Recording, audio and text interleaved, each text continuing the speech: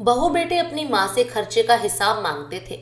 फिर एक दिन माँ ने निर्णय लिया और बहू बेटे को अपना फैसला सुना दिया। बहू, बाजार जा रही हूँ, सर्दी का मौसम आ रहा है, मेरे लिए दो चार जोड़ी मोजे ले आना। एक दिन में एक मोजा सूखता नहीं है। क्या किया जाए, बुढ़ापे का शरीर है, बहुत जल्दी ठंड भी लग जाती है। और हाँ, मुकेश से कहना गैस वाली दवा खत्म हो गई है, वो मंगवा देना। तुम्हें अगर रास्ते में कहीं दवाई की दुकान मिले तो तुम ही ले आना, किस लिए मुकेश को परेशान करोगी। विभाजी अपनी बहू नम्रता से कहती हैं। नम्रता बोली, मम्मी जी, आप घर में किसी को भी बाजार जाते देखती हैं तो अपनी कोई ना कोई डिमांड रख देती हैं। अभी पिछले साल ही तो मैंने दो जोड़ी मोजे आपके लिए मंगवाए थे, कहाँ गए वो। और गांव जाने से पहले तो गैस वाली दवाई आप ले रही थी, इतनी जल्दी खत्म भी हो गई।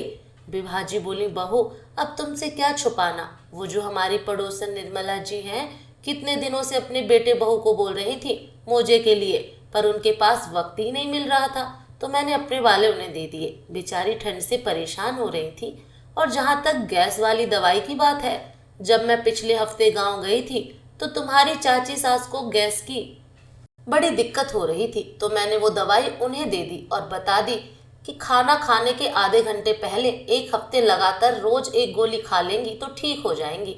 उन्होंने मुझसे पूछा भी कि ये दवाई आपको किसने सुझाई, तो मैंने तुम्हारे बारे में बताया तो तुम्हारी तारीफ कर रही थी। नम्रता बोली, मम्मी जी, आप भी हद करती हैं। हमने कोई फार्मेसी या धर्मशाला खोल कर नहीं रखी है जो आप अपनी चीजों को बांटती रहती हैं। पता है, इन चीजों के भी पैसे लगते हैं, हमें भी ये मुफ्त में नहीं मिलता। आप तो इस तरह से चीजों को बांटती हैं जैसे खुद कमाकर पैसे खर्चती हैं। ये आखिरी बार होगा जब मैं आपको मोजे लाकर दूंगी। अगर आइंदा से आपने किसी को दिया तो मुझसे उम्मीद मत कीजिएगा कि मैं फिर से लाकर दूंगी। फिर पुराने दिनों की तरह सिलाई और ऊन लेकर खुद के लिए मोजे बुनती रहिएगा। इतना कहकर नम्रता चली गई। शाम में विभाजी बैठकर टीवी देख रही थी। तभी मुकेश घर आया और बोला, क्या माँ, पूरे दिन टीवी देखती रहती हो, कोई और काम नहीं है क्या। मुझे तो बचपन में कहती थी कि ज्यादा टीवी देखने से आँख खराब हो जाती है। आपको पता है बिजली का बिल कितना आता है।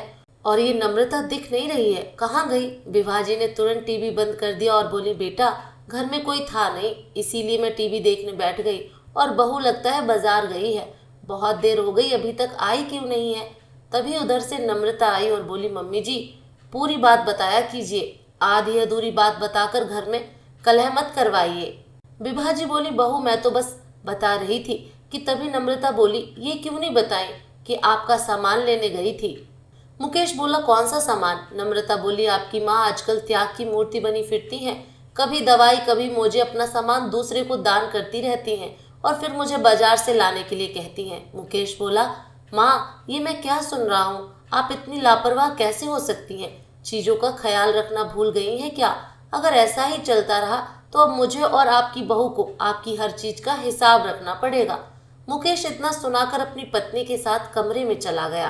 पीछे से भिवाजी का चेहरा उतर गया। कुछ समय बाद मुकेश अपनी पत्नी के साथ कहीं घूमने जा रहा था। विभाजी बोली, बहू, बहू, मेरा शुगर फ्री वाला च्यवनप्राश और हॉर्लिक्स खत्म होने को है, बाजार जाओ तो लेती आना। नम्रता बोली, मम्मी जी, हम जब भी बाहर कहीं जाते हैं आप जरूर टोकती हैं, और क्या ये सारा सामान खत्म हो गया है। वो बोली, नहीं बहू, अभी 2 दिन का है, इसीलिए तुम्हें बता रही हूँ। मुकेश बोला, माँ, 1-2 दिन अगर च्यवनप्राश और हॉर्लिक्स नहीं खाओगी तो कमजोर नहीं हो जाओगी। इतना कहकर वो दोनों चले गए। उनके जाने के कुछ समय बाद दरवाजे की घंटी बजी। विभाजी ने जाकर देखा तो उनके पति के एक पुराने मित्र किशोरी लाल जी आए थे। दोनों बैठकर बातें कर रहे थे। किशोरी लाल जी बोले, भाभी जी, कैलाश भाई का पेंशन जो 6 महीने से रुका हुआ था वो अब चालू हो गया है और उसमें कुछ इजाफा हुआ है, इसीलिए आपके दस्तखत लगेंगे। मेरी भी तबीयत ठीक नहीं रहती है, इसलिए मैं बार बार नहीं आ पाऊंगा। आपने जो कहा था उसके लिए मैंने बैंक में किसी से बात कर ली है, वो आपके सारे पैसे आपके गांव वाले अकाउंट में ट्रांसफर कर देगा। और ये एटीएम कार्ड रखिए, जब भी आपको पैसों की जरूरत हो तो इससे निकाल लीजिए। विभाजी बोली, किशोरी लाल जी, इनके जाने के बाद आपने मेरी बहुत मदद की है। क्या बताऊं, बेटे बहू के साथ रह रही हूँ, मेरी वजह से उनके भी खर्चे बढ़ गए हैं। ये तो चले गए, ये बुढ़ापे का जीवन चुनौती भरा लगता है, इसे काटना बहुत मुश्किल है। इस शहर में कुछ अपनापन नहीं लगता और मेरी वजह से आपको दूसरे शहर से यहाँ आना पड़ा, इतनी तकलीफ उठानी पड़ी, इसके लिए बहुत माफ़ी चाहूँगी। किशोरी लाल जी बोले, भाभी जी आप ये बात कहकर मुझे पराया कर रही हैं। कैलाश भाई मेरे बड़े भाई जैसे थे, कभी भी मुझे कोई दिक्कत होती थी तो मदद करने समय कभी मुझसे हिसाब नहीं मांगते थे। भाभी मैं आपकी परेशानी समझ सकता हूँ, ये आजकल लगभग हर घर की परेशानी बन चुकी है। माँ बाप अपना सब कुछ लुटाकर बच्चों के लिए खुश होते हैं, परंतु वही बच्चे अपनी दुनिया में खो जाते हैं। थोड़ी देर बाद किशोरी लाल जी चले गए। शाम में जब बेटा बहू लौट कर आए तो टेबल पर प्लेट में कुछ बिस्किट रखे हुए थे। नम्रता बोली, मम्मी जी कोई आया था क्या? विभा जी ने सारी बात बताई। नम्रता बोली, कुछ 1000 रुपए के पेंशन के लिए इतनी आव भगत करने की क्या जरूरत थी? देखिए ये बिस्किट हवा में रखा रखा खराब हो गया। आप बहुत चीजों की बर्बादी करती हैं मम्मी जी, थोड़ा ध्यान रखा कीजिए। विभा जी बोली, कोई बात नहीं बहू, ऐसे भी शाम हो गई है, मैं चाय के साथ ये बिस्किट खा लूंगी। मुकेश बोला, माँ आपकी उम्र हो गई है परंतु अकड़ नहीं गई है। चीजों की बर्बादी के लिए अगर बहू सास को टोकती है तो इसमें बुरा मानने वाली कौन सी बात है? शुक्र मनाइए, कम से कम आपसे वो हिसाब तो नहीं ले रही। पापा के 25-30 हजार का पेंशन दिख रहा है, पर हमारे घर में 2 साल से कितना खर्चा हुआ वो आपको नहीं दिख रहा। बेटे का पैसा भी आपका ही है, थोड़ा इसका भी हिसाब रखा कीजिए। इतना कहकर बेटा वहां से चला गया।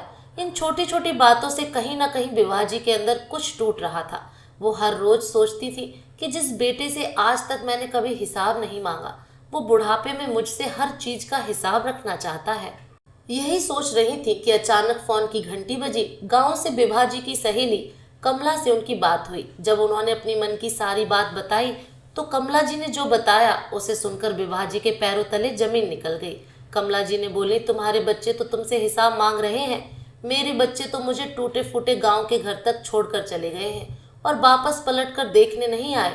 वो तो अच्छा है कि पति के पेंशन पर अपना हक नहीं जमा सके, आज वही सहारा है और मैं सुख शांति से 2 रोटी खाकर यहाँ जी रही हूँ। विभा जी बोली, कमला क्या अकेले रहना सही है?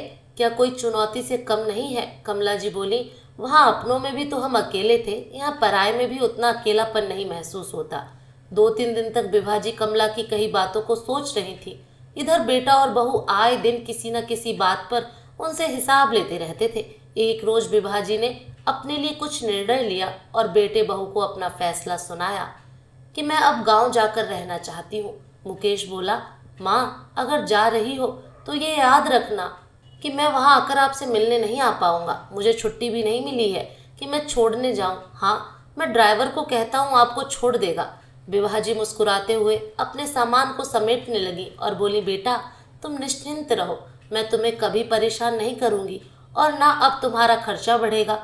बस हो सके तो जब अंतिम सांस लो तो अपना चेहरा दिखा जाना, ताकि जाकर उस भगवान से मैं हिसाब मांगू कि आखिर मैंने ऐसा क्या किया जो मुझे ऐसा लाल मिला। इतना कहकर विभा जी निकल गई। आज 2 महीने हो गए, ना मुकेश ने विभा जी को फोन किया और ना ही विभा जी ने अपने मन को दुखी किया। पूरे दिन आस पड़ोस और अपनी सहेली के साथ अपना वक्त बिताती।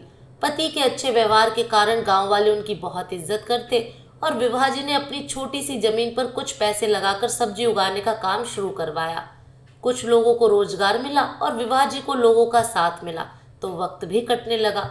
दोस्तों कभी सोच कर देखिएगा, जब हम बचपन में अपने माँ बाप से अपनी इच्छा जाहिर करते थे तो वो कहीं ना कहीं से हमारे लिए जुगाड़ कर ही देते थे।